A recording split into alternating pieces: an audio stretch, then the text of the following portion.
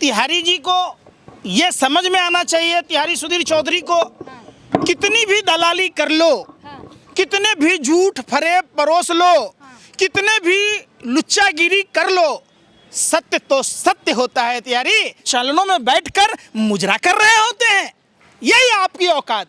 जो स्मृति ईरानी ने आपको आईना दिखाया है, सत्य को कबूल किया है और लाइव आपकी बेइज्जती की है, यही आपकी औकात। जनता पार्टी में अब तक के इतिहास में, भारत के इतिहास में, चाहे वो आजाद भारत हो या गुलाम भारत हो, जितना गोरे अंग्रेजों ने देश को नहीं लूटा, जितना औरंगजेब ने नहीं लूटा, जितना अब तक की सरकारों ने कोई भी घोटाले नहीं हुए, उतना मोदी जी के शासनकाल में भ्रष्टाचार। अरे भैया, हैंग हैंग नाचने वाला ये क्या हो रहा था, आप बताओ।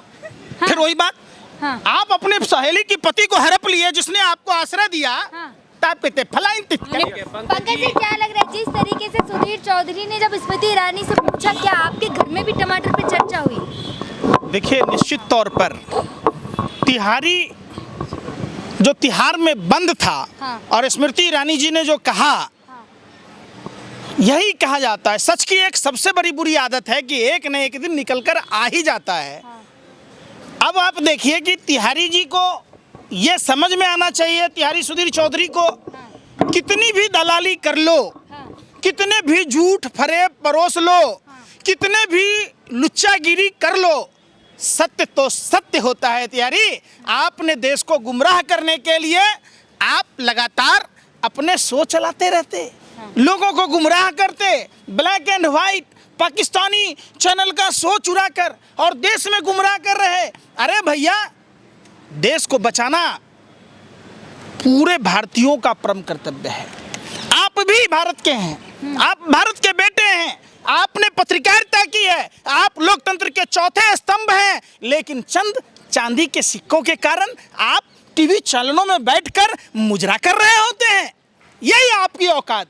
जो स्मृति ईरानी ने आपको आईना दिखाया है, सत्य को कबूल किया है और लाइव आपकी बेइज्जती की है, यही आपकी औकात है। लेकिन आप लगातार पत्रकारों पे सवाल उठाते, इससे ये तो साबित हो गया ना कि पत्रकार तो सवाल पूछते हैं। नहीं पूछता। अगर सुनो, आप अगर सत्य पूछते रहते तो स्मृति ईरानी से सवाल पूछते कि 400 रुपए की सिलेंडर खी करते थे, तो आज 1200 में खी क्यों नहीं हो जा रहे? अजीब पर ही तो पूछा था सवाल। सुनिए, यही एक बात बताता हूँ, झूठ नहीं छुपता है झूठे वसूलों से, और खुशबू नहीं आती है कागज के फूलों से।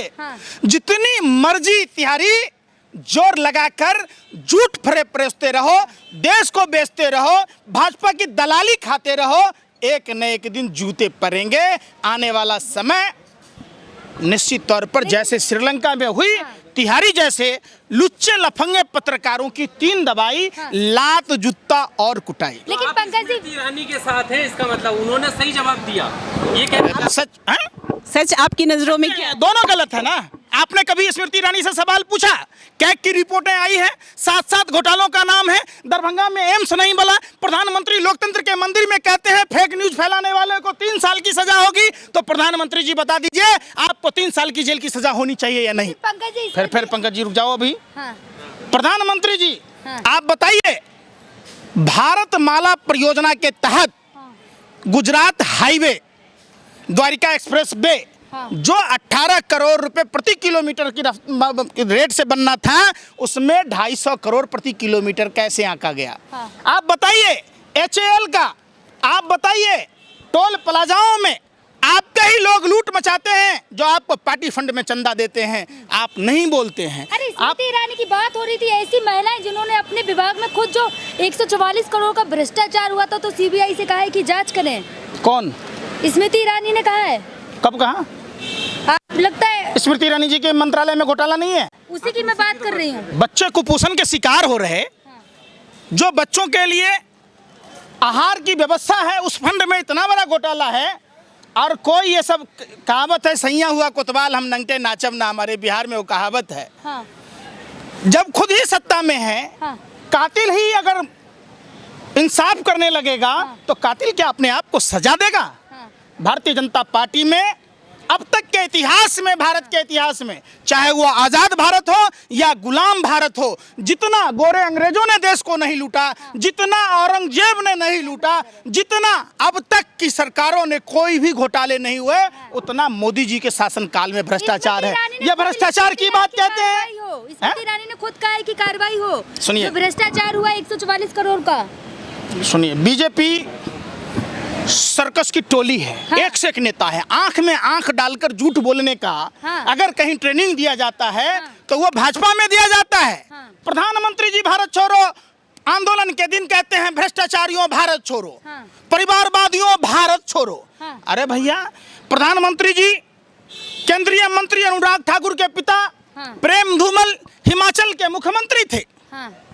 आपके भाई आईपीएल के चेयरमैन हैं। हाँ। आप बताइए ना, कौन सा परिवारवादी से देश को लूट रहा है? भाजपा में अरे फिर ऐसे वही बात, नेता है जो अच्छों को पानी पिला दें। केंद्रीय मंत्री राजनाथ सिंह है ना, पूरे देश को पानी पिला रखा है। हाँ। जब से भाजपा सत्ता में आई, हाँ। देश के लोग पानी नहीं पी पा रहे, हाँ।